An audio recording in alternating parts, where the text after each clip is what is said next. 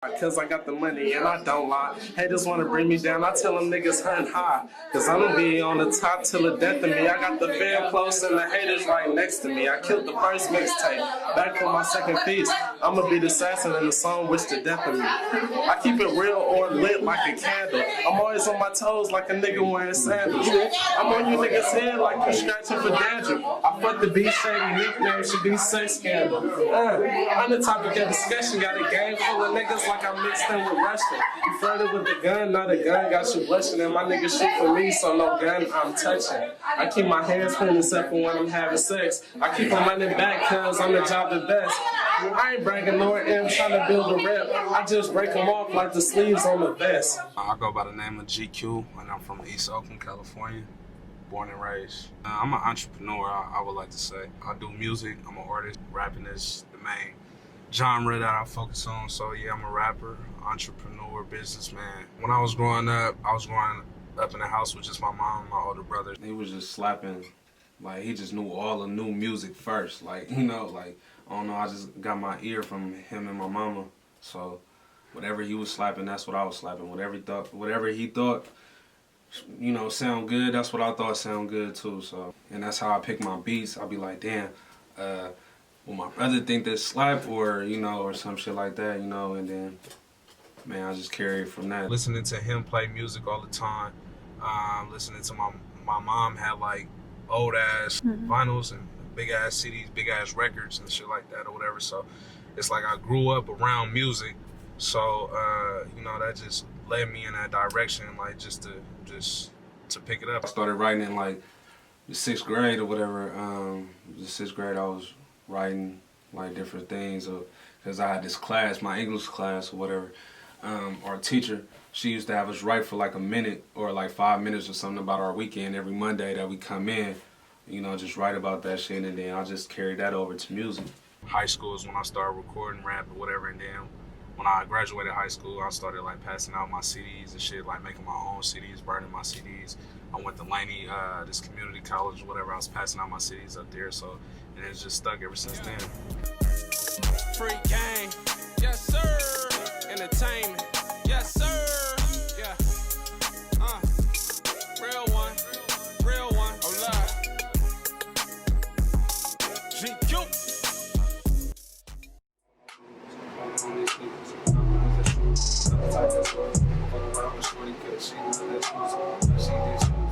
I'm working on right now, it's a single, it's called Newski. We was up here like 1:30 in the morning and shit, hella hard. I just recorded it, but it came out so player, like this shit slaps so hard. Breathe right here, you fucking with my shit, fucking with my vocals, my mixes, all the shit. Sean, you kind of like, you slurring your words a little bit. It sound like you're not really trying to rap, you just going. The other shit sound like you rapping. You feel me? That's really just the difference. It's like you just capture that swag. The timing, I think you'll be alright with the timing. But you really gotta be frivolous. You was a lot more frivolous with your timing too. Yeah, let me hear it then. Yep. The ones that's choosy. I'm not the type that's goofy. Fuck around with shorty cause she not that choosy. But she did choose me. Yeah, pull up in the Benz with the windows tinted. Oh no. It's the tone. I can tell you right now, like, you gotta look at your own shit like you mocking your swag. Like if you was finna really steal a nigga's style.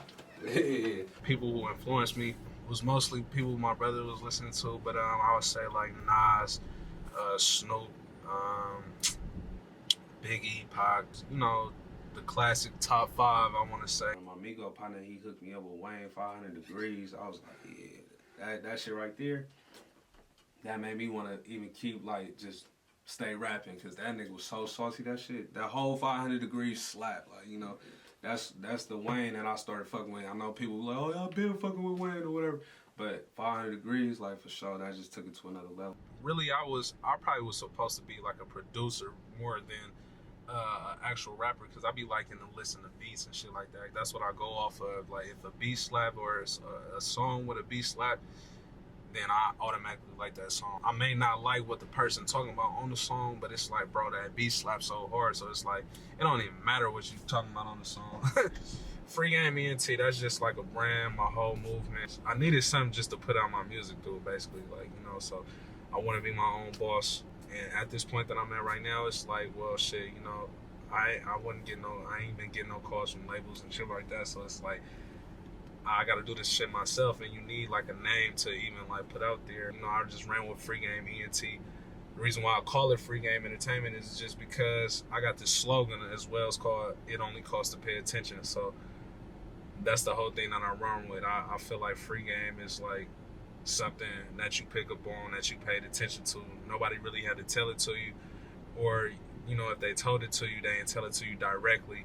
Maybe you was listening to a song, maybe you was watching a movie, maybe you was just, you know, reading about the shit. I don't know, like, you know. But if you took that information that you was reading upon or you heard or whatever, and then like you instilled that into your everyday movements or whatever, and that made you better, that made you a better person from what you just heard or read or whatever, and that's Free Game. It's like, you know, just you paying attention to other people who may have laid some steps before you, like, you know. And I know some people be like, damn, it costs, like, you know, for you to pay, like, to get this game and shit like that. But yeah, that's cool. But it's a reason why I call it Free Game, because, you know, some people is not stingy with game like that. Some people is, you know, like, man, fuck it, like, you know, I got the opportunity to give you some knowledge on some shit. That's Free Game. Like, you know, some people don't want to share that shit with you. I emailed the lady earlier, receptionist, whatever she is, you feel me? I was talking to her, trying to see what time I should come up here to pick up my merch, and she told me I gotta come up here on Monday or something at 4 or whatever, because my hats ain't ready. I gave them all my money, all the money up front to start the little order and shit or whatever. So I gave it to them last month. You see what I'm saying? So at the end of the day, it should be done. It shouldn't be no like, yeah, come back Monday, we're gonna finish them up or whatever. And especially if I gave you all the money, and it's like I'm not even seeing no return. I gotta wait a month to even see any profit off the money I done gave. I'm about to go up in here and see what they talking about. That shit just made me mad. I be getting all mad. It's like, bro, my shit should be done, my nigga. Fuck all the other little stupid shit. She talking about like 30, 45 minutes. Oakland, how it got me ready to be an artist or a businessman. It just like help you see like all the bullshit. Like, you know, people be trying to run so much game.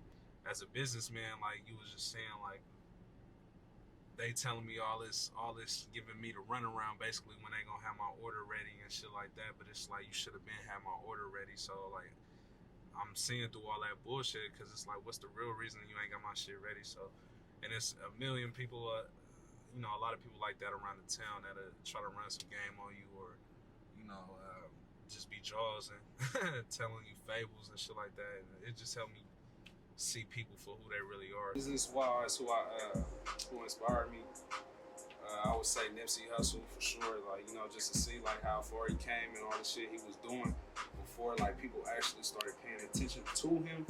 Like, you know, that shit that's a major, that's boss moves like his whole career, whether people saw it or not. And then that's what I'm trying to be on. Like, I'm trying to make all boss moves. Like, I feel like every move I done made has been a boss move. Like, you know, so it ain't being recognized yet, but I know it's gonna come as long as I still, you know, stick to it. Like he was talking about this little Iggy too. He be lacing all my shit. You know, engineering going crazy. Legacy Studio, baby. You know, he tapped in with a whole lot of people. A lot of people that came through and blessed that microphone in there. You know, a couple of my friends who passed away, we did some shit here, and it's like, damn, that was a while ago.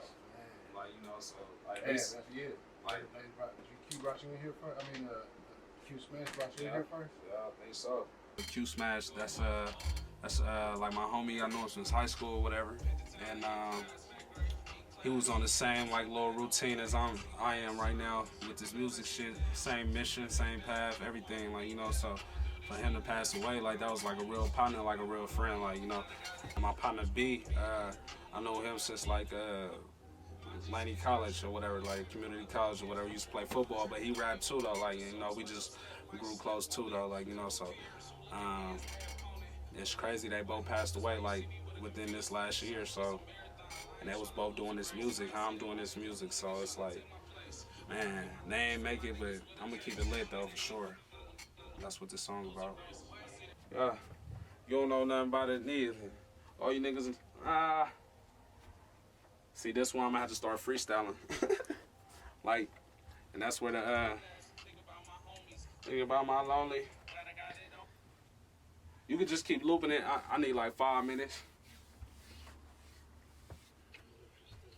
Usually I have my shit already wrote, like, you feel me? So when I get to the lab, I can just knock that shit out, but I was doing some shit, making hella shit, trying to make hella shit work. But I'm gonna knock this shit out, though. I'll be knocking out shit quick. So don't you worry. Yeah. I put out like a CD. I think it was, I damn near probably forgot for real, but I think it was Time to Be Heard, or something like that. I think it was Time to Be Heard. Made that shit on my computer. My partner had a mic, and he just like let me borrow it, like use it for like 6 months or some shit like that. And I was just making music every day in my room after I got home from Lenny. Then I would just record the shit, mix the shit, put it on the CD. Bam, and I used to put it on hotnewhiphop.com. I used to put that shit up there, and I used to tell everybody to go download my shit. And then you can see the stats. You can see like how many people downloaded your shit. So I used to be going off that. And yeah, I think that was my first one. I really don't like none of my old shit. Like everything I record, after I listen to it about like 10,000 times, I'll be like, all right, that's all.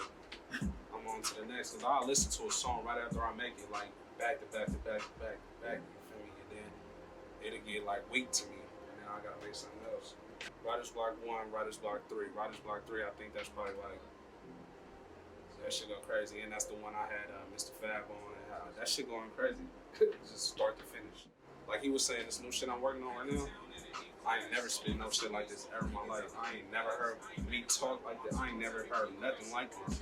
From the beat selection to how I'm spitting on this motherfucker, people's not fucking with me out here or just period. Like, you know, I'm in my own lane for sure. South by Southwest.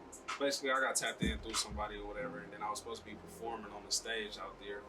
And the whole pandemic, you know, kind of like messed everything up because they canceled the whole show. So as I was trying to get my music out there and try to perform some of these new songs and stuff, like a lot of stuff was canceled, you know, so I couldn't perform. But luckily, you know, I be working and I be on my shit. I drop like 4 or 5 videos, so like, you know, just in case if I, you know, the whole pandemic kind of limit, you know, where you can shoot a video at, you know, all the shit like that.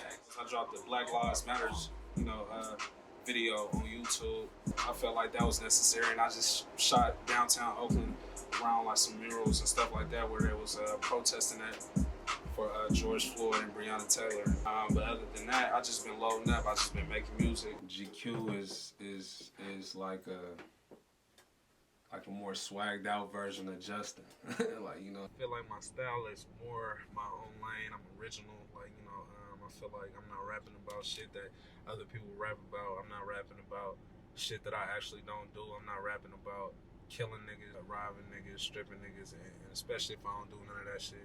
I'm not rapping about no street shit.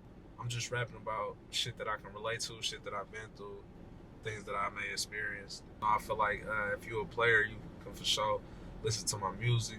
And I don't necessarily mean like you got hella women and shit like that, but I just mean like from how the beat sound and like how it flow, how I'm flowing on the beat, how everything is hitting. That shit is just so player. Like, you know, you just can't like knock that, you know. So I feel like my own lane is, I'm very versatile. That's another thing that Wayne, like, you know, kind of influenced me to be like, it's just more versatile. Because if you hear Lil Wayne, like, you know, he got many different styles, like, you know. So a lot of people be saying like, man, just stick to this style or do this. So when you pop, and then like when you pop, then you can do anything the fuck you want to do. But it's like me, I'm the type of person like, well, I can switch up styles or whatever, but how I'm feeling at that certain point in time, that's what I want to do. So like, you know, if people gonna fuck with me, I feel like they're gonna fuck with me for whatever I make. Do say we gon' have to pour a lot of it. And if I tell you about the struggle, I'm just trying to make it out of it. I've been killing shit, let them know who the hottest is. Yeah, let them know who the hottest is. Do say we gon' have to pour a lot of it. If I tell you how I feel, that's a lot of shit. That's a lot of shit. That's a lot of shit. That's a lot of shit.